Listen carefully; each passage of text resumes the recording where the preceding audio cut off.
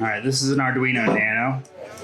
And on digital pin 3, there's an analog output signal that varies from 0 to 255, which is connected to the throttle of this DC 36 to 48 volt 800 watt motor controller. It's being powered by this 36 volt 4.4 amp hour lithium ion battery, and it's all going to turn this hub. And enter the code.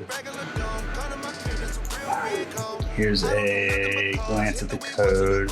I just went to like analog output, just one of the examples, and then just plug that pin into the throttle of the motor controller.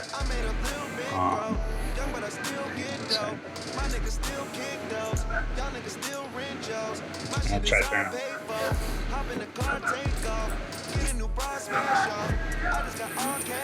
Yep.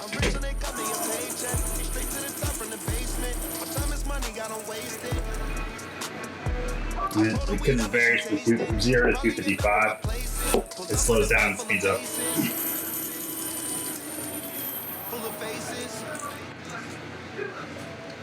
Nope.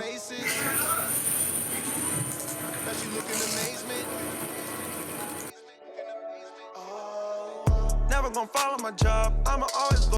You should be medicated. Fuck you, Brennan.